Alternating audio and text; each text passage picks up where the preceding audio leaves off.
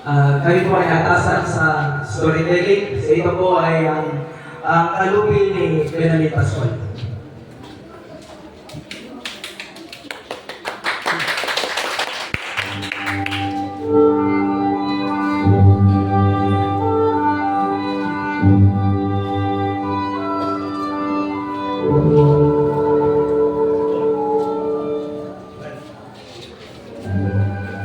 Mataas ng araw nang lumabas na ni Marta sa kanilang maliit na barong araw. Aliwalas ng kanyang mukha. Araw na pagtatapos ng kanyang anak na dalaga at nagniningin siya sa duwa. Si Aling Marta ay naglalakad sa palengke, bitbit ang kanyang pangangsisidlan. Habang daan, samantalang patungo sa pamilihang bayan ng Tondo, ay matama niyang iniisip ang mga bagay na kanyang pamimili. Hindi pangkaraniwang araw ito at kinakailangan magkaroon silang mag-anak ng hindi pangkaraniwang pananghalian. Kailangan kong bilhin lahat ng kailangan para sa pananghalian. Graduation ng aking anak mamaya. Pero syempre, kailangan espesyal ang handa. Siguro garbanzos. Gusto niya yon. Habang naglalakad siya, bigla siyang nabangga ng isang kuskusi na batang lalaki. Ano ka ba, bata ka? Kay sikip ka ng daanan, patakbo ka pa kung lumabas. Pasensya na po, ate. Hindi ko po sinasadya. Nagmamataliwa ako. Pasensya? Kung lahat ng kawalang ingat mo ipagpapasensyahan ng pagpapasensyahan, makakapatay ka ng tao. Agad na tumalikod sa Aling Marta at patuloy na naglakad. Naisip niya na kung may nakakita sa pangyayari, baka iisipin nila masama ang ugali niya dahil siya ang huling nagsalita. Dumating sa Aling Marta sa tindahan ng mga tuyong paninda para bumili ng isang kartong mantika. Tumataba yata kayo, alibadya. Sila nga ho. Sila ho yung nahihiyak ako sa pagtitinda. Kayo ho talaga. Tumawa sa Aling Marta at tinanap ang kanyang kalupi. Ngunit laging gulat niya nang makitang wala ito. Bakit ho? Nawawala ho ang aking kalupi. Magkano naman ang laman? Ang tanda ng naman ng kanyang kalupi ay 70 piso na siyang bigay na sahod ng kanyang asawa na sinundang gabi noong Sabado. Ngunit alam mo ba niya kung bakit sa di pa may nakikiramay ng tono na nagtatanong ay nakapagpalagi ng kanyang loob upang sabihin, 100 at 10 piso ho. 100 at 10? Nako, Aling Marta, napakalaking halaga niyan. Sigurado ho ba kayong hindi nyo lang naiwan sa bahay? Baka naman ho'y nahulog lang sa daan. Kadalasan, ganyan ang nangyayari sa mga nagmamadali. Hindi ho ako nagmamadali kanina. Pero may bata akong nabangka sa kanto. Doon ko lang ho siya nakita. Bata? Ay, naku, baka nga ho. Pero sana naman hindi. Nakakaawa rin ng mga batang lansangan. napabundong hininga si Aling Marta habang kumakaba ang kanyang dibdib sa posibilidad na pagkawala ng salapi. Ngunit, dala na rin ang pangangailangan, agad siyang lumabas ng tindahan upang hanapin ang batang kanyang nabangga. Nakita ni Aling Marta si Andres sa palengke. Agad siyang lumapit at inapos ang haliko ng pagnanakaw. Aha! Nakita rin kita! Ikaw ang dumukot ng kalupi ko, ano? Huwag kang magkakaila. Ano hong kalupi? Wala ho akong kinukuha sa inyong kalupi. Ano wala? Ikaw nga ang dumukot ng kalupi ko at wala nang iba. Kung bye ginagawa ko ano ha? Magaling! Magaling ang sistema ninyong yan. Kikita kayo rito sa palengke. Maraming tao ang nakapaligid sa kanila. Hinawakan ni Aling Marta si Andres sa leeg at sinimulan niyang isumbong sa pulis. Tela, sumama ka sa akin. Ibibigay kita sa pulis. Ipabibilang ko kita kapag di mo inilabas ang dinukot mo sa akin. Sinimulan ni Aling Marta ang pagsusumbong sa pulis. Nasiguro ko ang siya dahil sa nang-apoy ko ng bangait, naramdaman ko ang kanyang kamay sa aking bulsa. Hindi ko lang po nahinog agad pagkat ako'y nagmamadali. At sinimulan naman ng pulis na kapapan si Andres. Natitiyak ko ba ninyo talaga na siya ang dumukot ng inyong kalupi? Siya ho at wala nang iba. Saan mo dinala ang dinukot mo sa aling ito? Magsabi ka ng totoo, kundi ay dadalhin kita. Wala ho akong dinukot na maski ano sa kanya. Maski kapkapan niyo po ako. Ano ba kakapkapin namin sa iyo kung ang pitaka ko naipasa mo na sa kapwa mo manlulukot? O ano, hindi ba ganun kayo mga tekas kung lumakad isa-isa, dala-dalawa, tatlo-tatlo? Kung ang mabuti ho yata, mamang pulis, ituloy na natin yan sa kwartel. Pagkaroon, matutong matakot yan at magsabi ng totoo.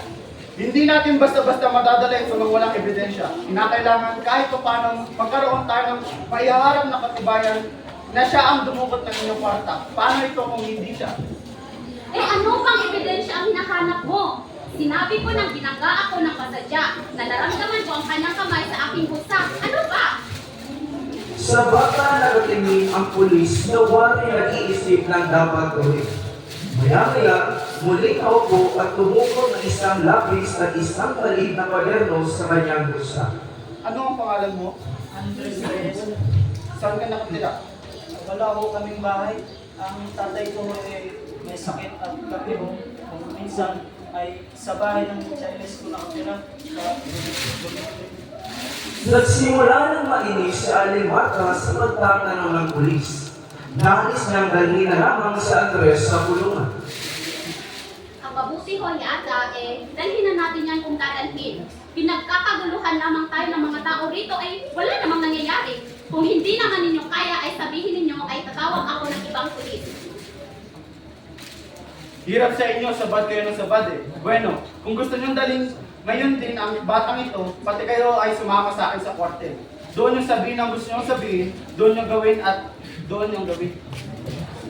Inagbayan nito ang bata at inilakad patungo sa ampus. Pasunod ang hindi umiinig na si Aling Marta at ang isang hubos na tao ng ilan ay ngiti-ngiti habang silang tatlo ay minamasdan. Sa harap ng outpost ay huminto ang pulis. Maghintay kayo rito sandali at tatawag ako sa kwartel para mapagtahalin. Sa bahaging ito, naiwan si Aling Marta sa harap ng batang kanyang labangga, na ngayon mukhang maamo at malungkot habang nilalaro ang kanyang bangus. Habang palengke halos wala ng tao, nag-aalala si Aling Marta sa oras at sa pamilya niyang naghihintay. Ang anak niya magtatapos at ang asawang maaaring mainit na. Naisip niyang baka mapagalitan siya kung uuwi siyang walang nabili at walang pera. Dahil dito, nanumbalik ang kanyang matinding galit at sa hindi ng emosyon, hinawakan niya ang bata sa bisig at sa pagdidinig ng kanyang paningin ay kabalingan ng pinipilit sa likod. Tinamaan ka ng lintik na bata ka. Kung walang tinabaing pulis na makapagpaamin sa'yo, ako ang magawa ng kaiaamin mo. Saan na dinala ang dinukot mo sa akin? Saan? Saan? Napahingaw ang bata sa sakit. Aray ko po. Ang bisig nito ay halos napaabot ni Aling Marta sa kanyang balikat sa likod. Ang mga manunood ay parang nakapagdaan ng hila upang makapagsalita ng pagtutol. Ang kaliwang kamay ni Aling Marta ay makabig na nakaikot sa baba ng bata. Sinapo ito ng bata ng kanyang kamay at nang mailapit sa kanyang bibig ay buong pangigigil na kinagat. Aray ko! Biglang tumakbo si Andres para makatakas kay Aling Marta.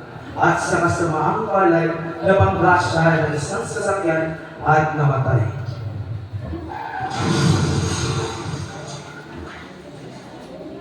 Nang makita ni Aling Marta na patay na si Andres, bigla siyang nalamig.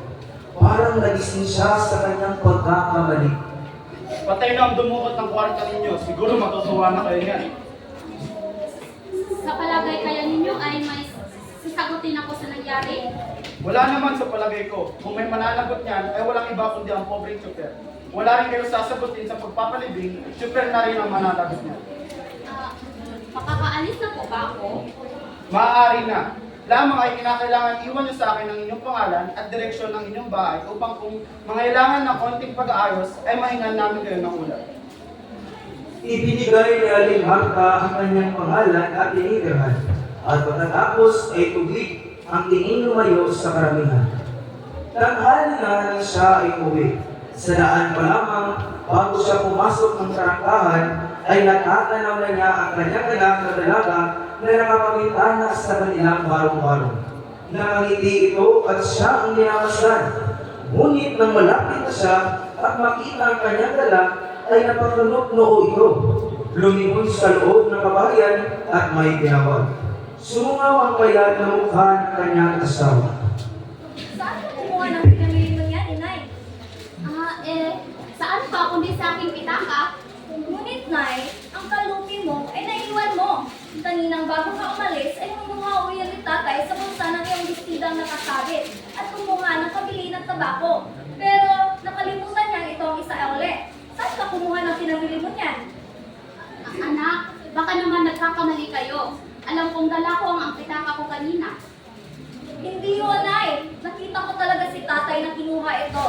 Tapos, iniwan niya pa nga ito sa lamesa eh. Ako, baka'y may iba akong pera na hindi ko maalala. Ewan ko, anak. Pero, nay, ang sabi niyo kanina, galing sa kalupi niyo ang pinambili niyo. Sigurado po ba kayo walang ibang nangyari? Biglang-bigla na anak ikidlag na gumuhis sa kanilang.